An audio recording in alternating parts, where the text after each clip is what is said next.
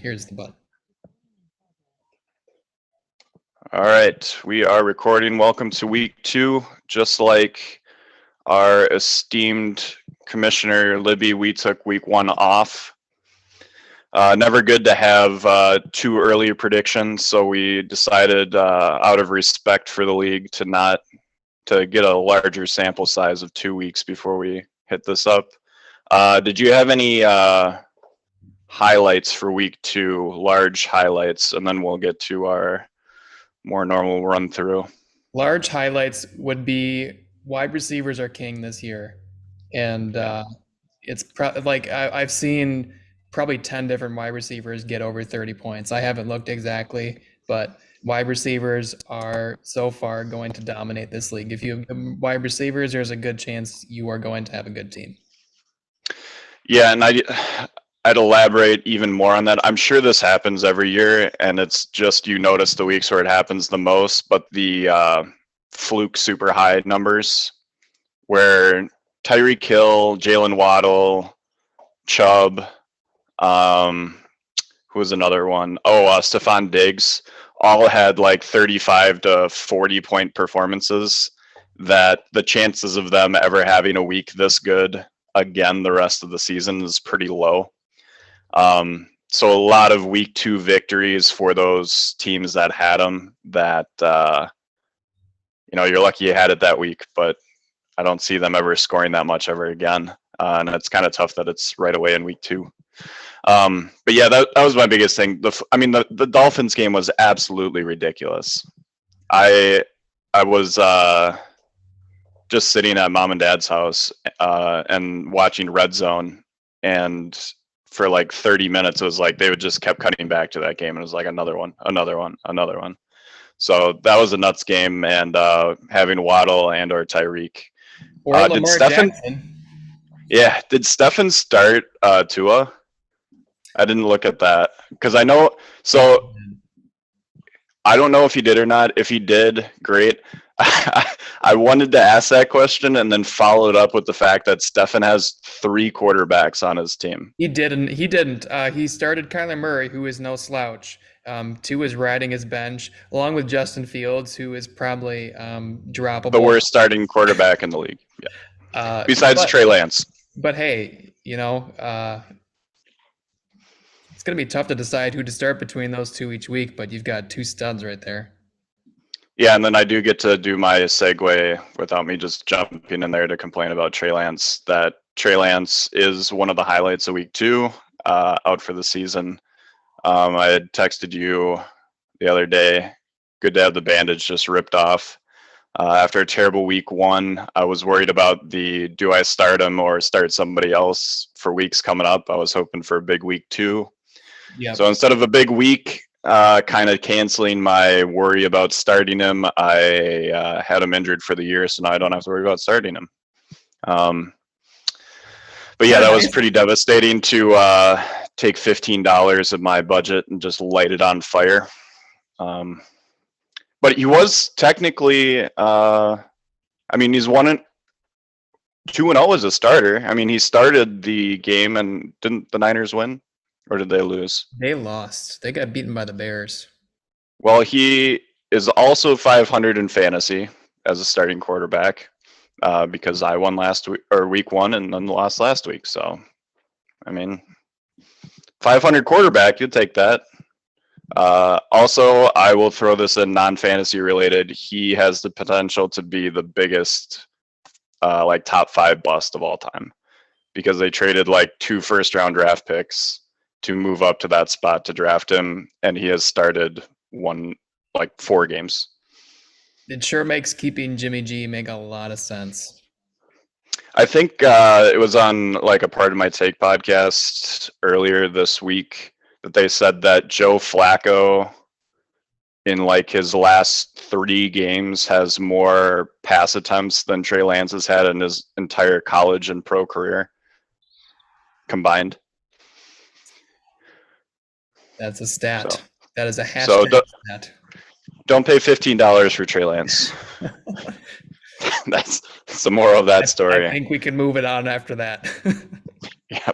All right. Do you want to give? So every week we are going to allow for the team that scores the most fantasy points to either send us a braggadocious video, try to keep it short, but you get your props for that week. Send us a message in which we will read it over, or you can just join and be the third person, adding your contribution. You can even make a power ranking if you want. We won't pay any attention to it, but you can make it. So do you want to read out our high score Seth's message? Yes, the notorious Seth is our high point scorer, and his message when I asked him what was the key to his success is well, my first thought is I honestly don't think I've found myself in the high score position in this league ever.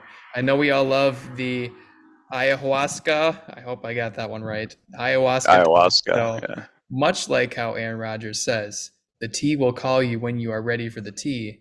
The high score title will call you when you are ready for the high score. His second thought is Stephon Diggs plus the Bills equals runaway freight train. Stephon Diggs plus Seth's team equals ... He'll hang up and listen. So I don't know if he wants us to finish that thought, but Stephon Diggs plus Seth's team, I would say, equals still very top heavy, because this was my analysis of Seth's team and Libby's too, going into the season, is that Seth's team is very, very top heavy, and it's winning so far for him. But if any of those top four regress, things might go bad. Yeah, I had the exact same thought. Not necessarily about Libby, although the point is well taken. We'll get to it in our power rankings. I did knock Seth for that in the power rankings. He's like the Miami Heat with LeBron and D Wade. He has three good players. He's got Herbert, he's got Aaron Jones, and he's got Stephon Diggs. And he'll win a lot of weeks if they play really well, and he'll not do well if they don't. I pulled it up because I wanted to, have it, because I thought it was very, very funny. Justin Herbert, 23 points. Christian McCaffrey, 14. Yeah, whatever. Aaron Jones, 30. Stephon Diggs, 38. Rashad Bateman, 18. So he got something there. He started at his third wide receiver, Devontae Parker, 0. Dalton Schultz, 0.8. 8. Kenyon Drake, 0.8. The Chargers defense, 1. And then pulled a kind of average 10 points from Ryan Suckup. He started 4 players that basically had 0 points and 1. Yeah, like sometimes the high scoring title comes to you. I'd say he kind of, that the fantasy gods are smiling upon you. Yeah, very, very fortunate. That part, yeah. Well, we had similar MVPs of the week. I had a dual MVP. I had Aaron Jones and Stephon Diggs. You had Stephon Diggs and Josh Allen. Josh Allen's a good one. I did want to do an honorable mention, and this goes back to my game. It's the reason why I didn't give him the actual MVP, because I didn't want to just keep doing I'm salty about losing. But I wanted to expand on what the MVP was in this discussion. So I basically looked at who, if they only got what they were projected, would have caused the team to lose. And if Nick Chubb would have only gotten 14 points, which is what he was projected for, I would have won by 1 point over Lucas. His 30 points, which is 14 extra, basically won him the game.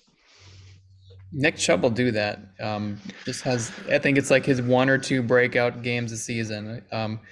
But I love me some Stephon Diggs, and like him and Josh Allen look unstoppable.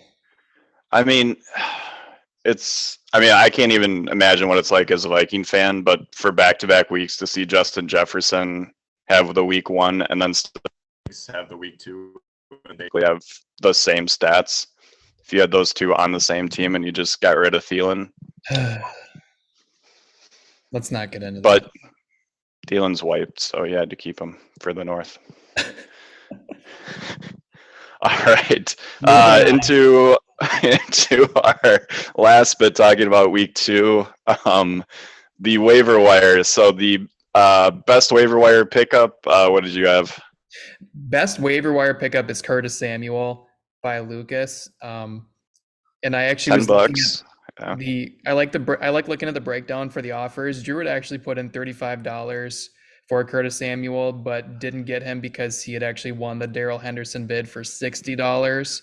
But Lucas ends up getting Curtis Samuel for $10, and he's put up, I think, an average of 15 points the first 2 weeks. And I think in the wide receiver league, that's a pretty solid pickup for someone who I think is going to be doing well as a Terry McLaurin owner. I'm kind of scared of that, but I think that was a solid pickup for $10. Hey, guess what? I had just barely edging Curtis Samuel as my pick. Drew for Carson Wentz. Oh, that's a good one. 26 points first day off, or first week on for Drew. Paid $2 for him. Potentially as a starting quarterback going forward. Who does he? Yeah, he is currently the only QB on Drew's roster. I think he had Stafford before. Yeah. So upgrades from Stafford. I think Stafford had like 17 points, 17 or 18. 26 from Wentz. You know, sneaky good fantasy football quarterback. Not a good quarterback in real life. But one of those guys that, you know, pretty solid for $2. Basically paid what he would have on draft night. They probably would have gotten him for $1, but I'll give it 26 points. I think his points helped Drew out more than Curtis Samuel just having Fair. what I would say year long. Curtis Samuel's probably better.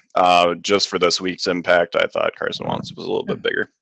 My funniest one was $8 for Rex Burkhead. Ross, you idiot. That's all I gotta say. I just had to call Ross. I said all that stuff, and your face was just like. I was like, "Oh, okay. I'm sorry. I didn't know. No, I didn't know I couldn't offend Ross on this." No, I'm here for all the Ross slander, and I think I laughed at Taysom Hill for Matthew picking him up and putting him in a starting lineup. Yeah. Wow. But you know my thoughts on that team. yeah. And we had so now we can start our week coming up. Look forward. We have a couple that we shared on here. So waiver wire look ahead. We're basically just giving away who I'm bidding on, and I would guess you too. But I have four people that I'm looking at potentially adding, and I think are the best ads for this week. I had Raheem Mostert. At Gallup. I had Nelson Aguilar, who I believe I picked up and dropped like 4 times last year. And I had a really good feeling that we were going to share this one. Jerick McKinnon, baby. Oh, man. I am here. I just can't quit him. I think I did the same thing last year with him, too. I had him a number of times. I am here to lift up any former Viking player. Jerick McKinnon, love you, man. Keep doing what you're doing. For years, that guy's he's like that girl that you just never get around to dating, but you're always like, man, I should like if I'm ever single for a long enough period of time, and she is too, like, just try that out. Like if Jerick McKinnon signed like next year to be the 3rd running back for the Packers, I would be so pumped. I feel like Aaron Rodgers would like throwing the ball to Jerick McKinnon. Yeah. Maybe we'll see. Yeah. We did Michael Gallup. We matched on. I picked one from. Oh, yeah. So Michael Gallup is my wide receiver. Jerick McKinnon is my running back. I have Jared Goff as my quarterback to pick up this week if you're looking for a quarterback. He's been decent. He's playing the Vikings, whose secondary looks completely fraudulent. So I feel like he had a good game against the Vikings last year too. He's one of those like Carson Wentz, not a great actual quarterback, but can put up some good fantasy numbers quarterback. So I think if you're QB needy, I'd look at Goff. Yeah, I didn't have a QB, but I'll throw one out there. I'll say Jimmy G. Man's a walking 250 yards passing, 2 touchdowns. So I think that's like 15 to 16 points. There you go. You're welcome. And yeah, you'll probably get him for free. I believe he's projected for 14 or something. But yeah, any other quarterback that's there, Stefan probably already has him on his bench. So just try trading with him. The best matchup. So I picked 2 matchups. One because of a historical. It's not going to be that good of a game, but there is history behind it. And then I had the actual best game. Okay. And neither of them were the one that you picked. So you go ahead with yours. Okay, my week, the game of the week for me is Libby versus Tom. They're projected at similar scores. I think it's like 115. They have similar records. I think that Libby's team is actually good, and I still think that Tom's team is actually bad. Sorry, Tom. But it's a prove it week for both of them. It's a week for Libby to prove, am I in the upper echelon of the league? And for Tom, it's not descending further down, and maybe a bounce back week for Jamar Chase and some of his other players. Yeah, my only pushback for Tom's team, like being bad or sneaky bad, I guess, since he's is he 2-0? He's 1-1. No, he's 1-1. He's 1-1. Is that I think if Russell Wilson didn't look so bad for these 2 weeks, his team would look better. But every single time I look at his team and his highest projected point score is Russell Wilson, I'm like, I can't bet on that team. It's early in the season, but I just don't think Russell Wilson's any good. We don't need to get into it, but it doesn't look good. Yeah. Yeah. All right. So my historical one is Ross versus Lucas. Yeah. We get the bat. Yeah, we get the battle of the cousins. My one note about that is Ross in a rout. So I think Ross just absolutely dominates that, but I'm sure that's going to be a fun week for them going back and forth. So it has to get mentioned. My actual pick for the matchup of the week is Wes versus Seth. Oh, all right. So a 1-1 team facing a 2-0 team. I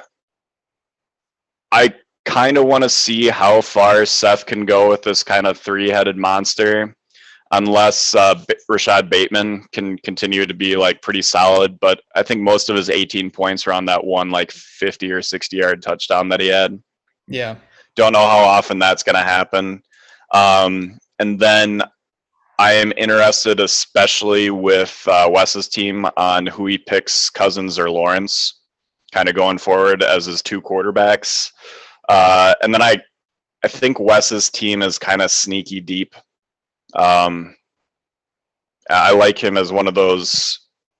Where did I have him? Yeah, so I didn't have him in the top 8, but I think he is probably close to a top 8 team. So he's probably like my first in 9. If you look at the matchup on ESPN, it's basically they put the check marks next to who head to head is going to win. He has got 2, 4, 6, 8. It's like 8-4 in Wes's favor, but Seth's 4 are great. Yeah, that is so. So I will be intrigued to see how far Seth, the week 2 highest points getter, how long he can keep this up. He is also ranked in our ESPN rankings as the number 1 team because he has the most points for.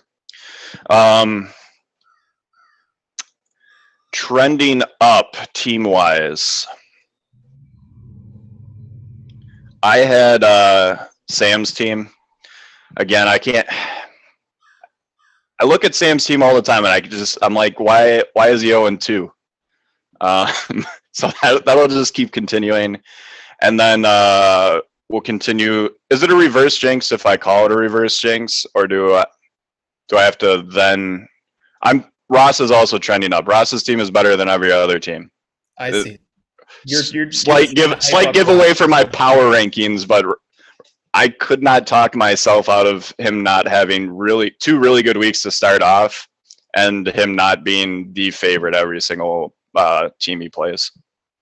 So trending down, I had myself because my $15 quarterback got injured. I am now starting Derek Carr. And Libby pointed out in his weekly letter about my running backs. It's a very fair statement. Running backs had 16 combined points.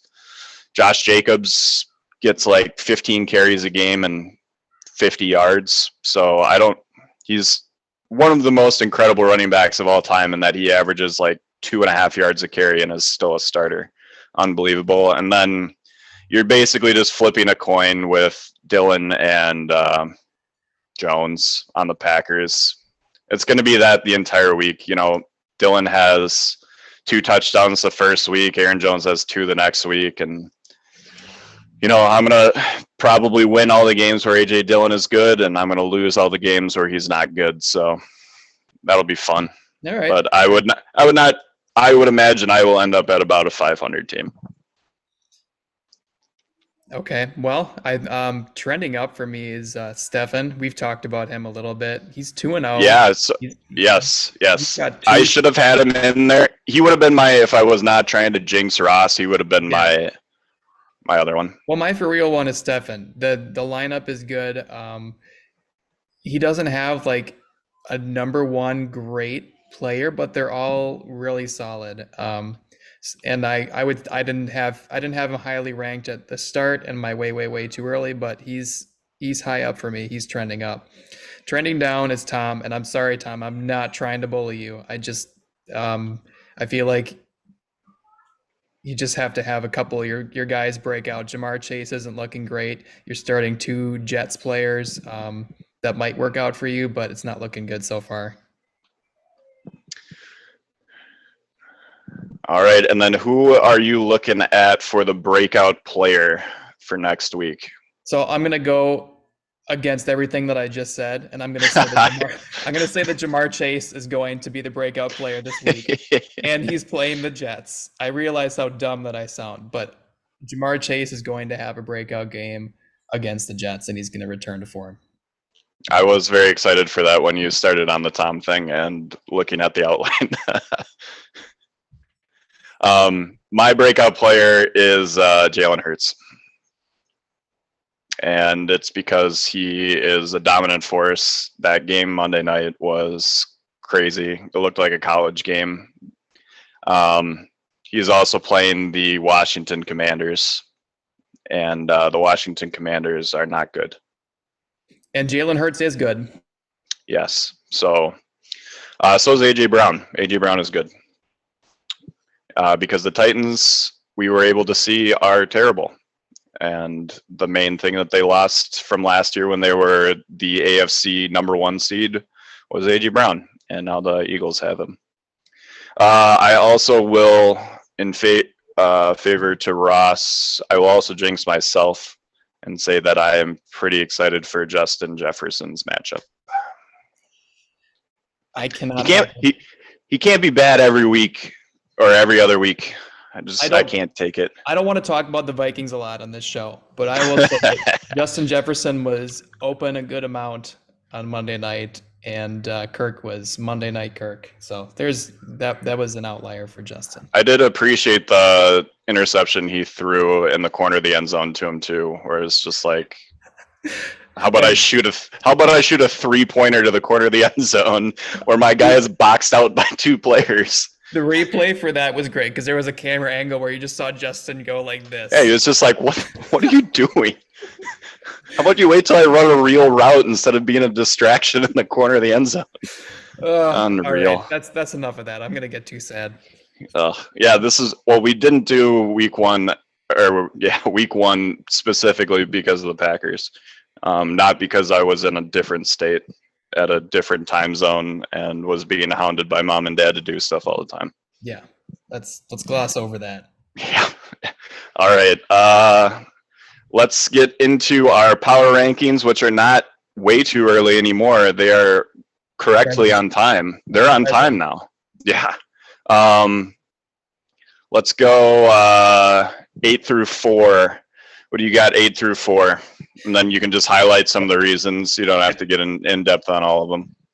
Number 8 is Lucas. He's 1-1. Derrick Henry. Did you? Sorry to interrupt. You did not have any 0-2.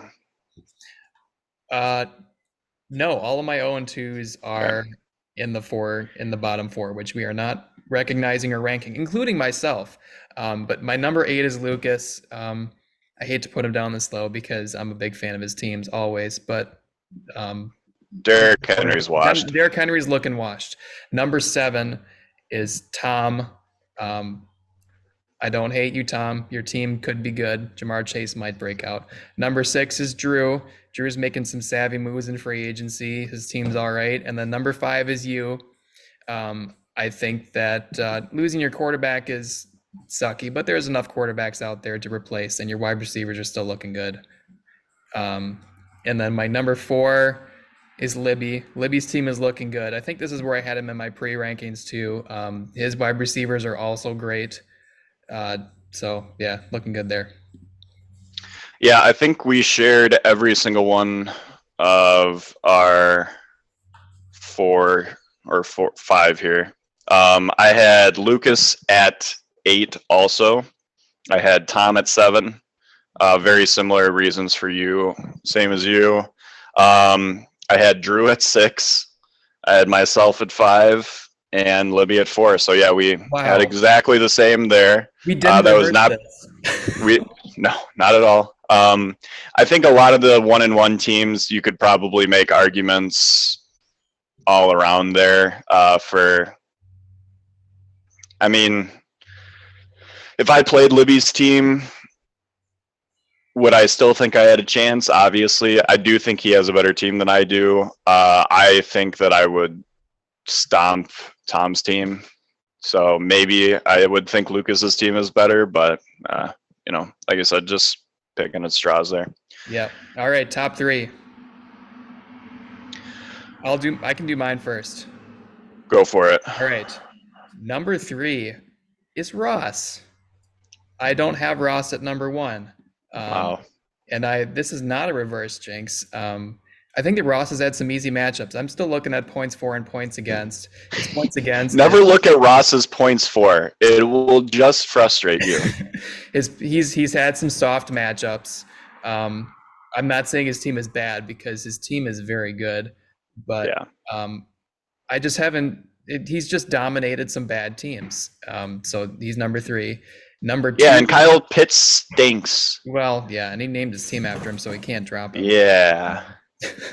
What a bust. I was talking about Trey Lance being the worst top 5 pick bust overall. Try Kyle Pitts. He has 4 fantasy points in the last 2 weeks. You said it, not me. 36 ranked. There we go.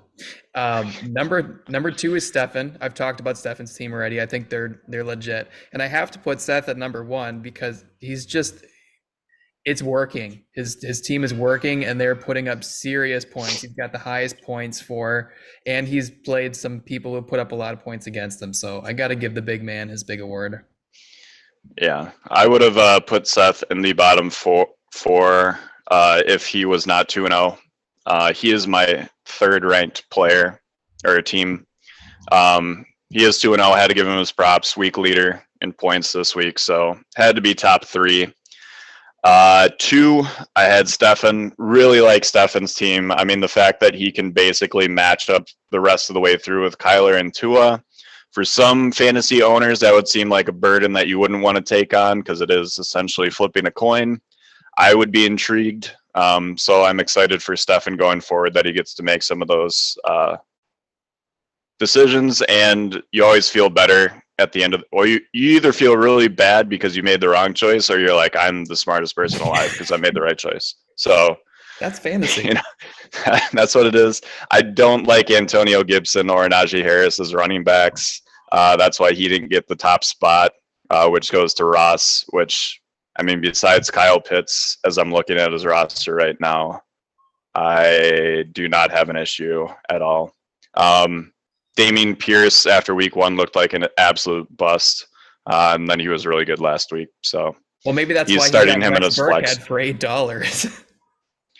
Yeah, I don't know why. Rex Burkhead for $1, I would I would be okay with. $8 is unbelievable, seeing as how he's not going to score another fantasy point all year. He got the lucky break with Jeff Wilson Jr., so that's one of those where you basically are getting like a top 15 running back for free, because I think he paid like $1. Out of the Or actually, 20 he probably played a decent amount. out of the but 20 people who run the ball for San Francisco, you picked one of the better ones. yeah, Congratulations. you picked the guy that. Yeah, he got for $1. Ross got Jeff Wilson. He's going to tear his ACL next week, though. We could only hope. And on that note, Yeah. Patrick Mahomes for $8. I still hate it. I think about it more often than I'm proud to admit. And it infuriates me, just as Ross does infuriate me. When it comes to fantasy football, I love him in all other aspects, but he is.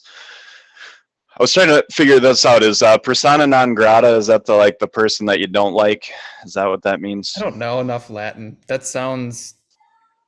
Ross, whether it's positive or negative, you are persona non grata for the League of Ordinary Gentlemen, now known as Tom's Town. I'm still awaiting the change of my name, which I think is a top 3 name in the league, to whatever the winners decide that my name is going to be. Like, there are plenty of crappy killer lyrics that you can just pick.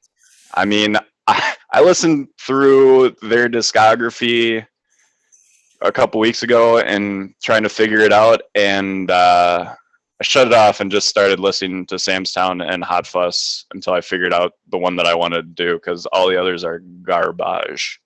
Oof. Tom's taking a beating in this episode. Sorry, Tom. But I will say that if you were like somebody that had no idea about this league or the people in it, and you just looked at the team names, you'd be like, these are the most creative people of all time. Like, and they didn't know it was Killer's theme. They'd be like, who is coming up with these like 7 or 8 word long team names that like kind of have some meaning to them? Right. Yeah. So well, I don't know who's in charge of your name, but they're clearly overthinking it and just need to find something already. Yeah, I mean, the funniest thing is if they would just, and so I'm going to ruin it because they're not going to do it now that I say it, is if they just called it Luke's team.